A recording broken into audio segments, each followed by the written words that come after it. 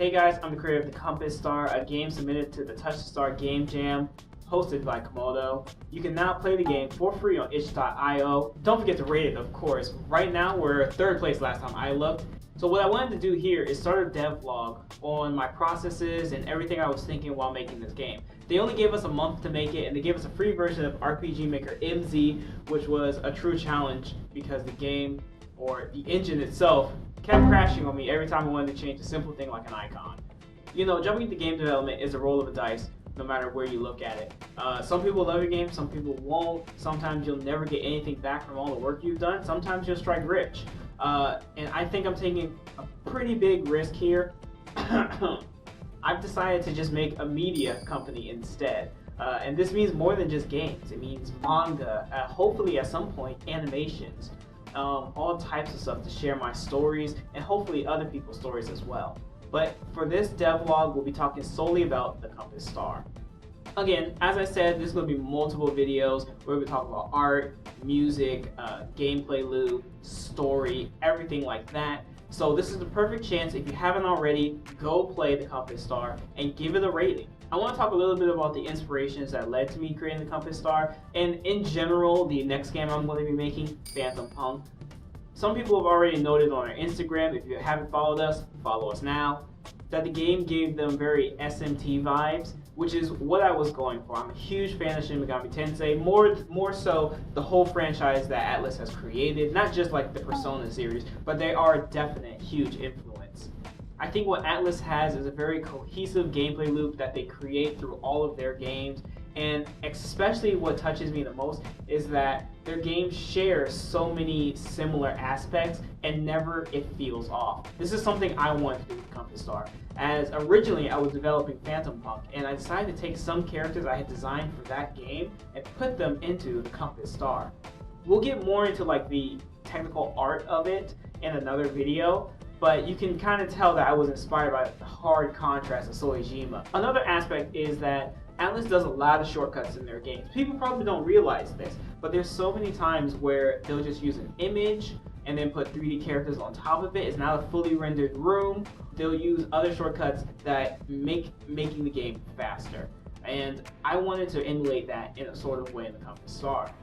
And this ties into RPG Maker, because RPG Maker is known for the ability to create your own tile sets, these crazy intricate maps, but a lot of beginners, myself included, aren't really good at creating tile sets. Sometimes you get an outlier, but for the most part it's a difficult task, and it's very hard to get like newbies to make really good maps. So I circumvented this shortcut. One of them is I use images from Unsplash. Unsplash is a website where you can get a bunch of free different types of photos, and then from there I take the photos and I manipulate them in Clip Studio Paint. That way they look a little different from what they originated as, and I use those as my background. So we're in a dark forest now. What I do is I find an image of a dark forest. Maybe it's a little too bright in the picture, so I lower the tint a bit, and then I make it look more like a drawing. And that way I can put my characters in it without them seeming a little too jarring. And this makes me avoid making a map, because if I wanted to make a map for every single section, I would have spent a lot of time doing that. So this shortcut is something that I wanted to implement. When you can find an easier option, you should always go for it. I know some people might want to go for like this big deal, but the less work you have to do on the forefront, the better. Then you can go back and tune things up. Maybe you can then make a map. But for now, like, images work, solitary characters work, everything like that. Another thing I wanted to stress for the RPG Maker game was a difference from your average sprites, and especially your faces as well.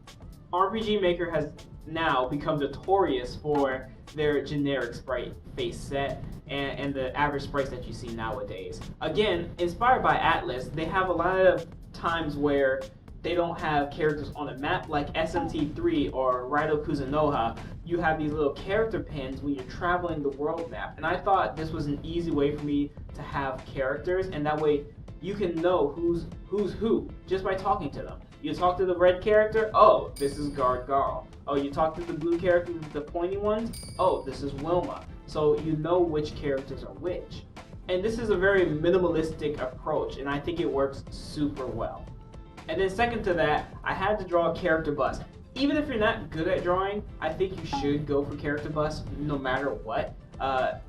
They look far better, they'll catch the player's eyes, and it'll fill in the pieces of that sprite. Like if you're using the regular RPG Maker sprite, it'll fill in the picture for the whole character. So now you can see their expression change more frequently, more varied. Some of my characters have around 15 or so character expressions. And I think that about wraps it up for my general inspiration for the game. Atlas, again, is a heavy influence. Next, I want to talk about the goal of the game. What exactly did I want to give the player? And part of it was exploration and freedom. These two things are elements I think most games should have. That freedom to explore and find out more on your own if you want to. I give the player a lot of opportunity to look around when they're ready and look around more and tell them, hey, maybe you want to look around. I thought that was very important for the game since I did put a lot of lore into the NPCs, but I wanted it to feel more natural. As a stranger, your play as Morgan going into a new area, he knows nothing about it. And if he wants to know, he has to talk to the people around him. But they can't just be exposition bots. And we'll talk more about story in a later devlog, as it's a bigger issue on its own case. But I wanted just to make sure that the player always felt like they were getting something for exploring. They were getting information. They were getting any other items or something like that. Now, of course, this game is a very, very, very small scale game. The story is fastly paced. The story beats, I believe, hit at the right moments to keep the player wanting to know more and progressing the story. There's very little down moments, and that's exactly what I wanted. Because a lot of the times in RPG Maker games, they hit a slog because it's either a grinding wall or the player gets lost. There's so many issues, especially when you have newbies coming to the scene and they make RPG Maker games. They make these easy mistakes. So again, join me for the devlogs. I'm going to try to put them out as much as possible, maybe every other day, hopefully. If I don't, they'll come out sooner or later. At least I want to finish the devlog series for the Compass Star. Then we can talk about Phantom Punk coming out soon. And with that, I would say go play the Compass Star if you haven't already. Give it a rating. I would greatly appreciate it. We're in the top 5. We're literally there. If you could just do a little more push, share with your friends, share with anyone you can. Help me out. I would appreciate it. Also, we're doing first impressions of the games that have been submitted to the Game Jam. I've already done a few, and you'll be seeing those pretty soon. So again, more content coming forward. See you guys next time.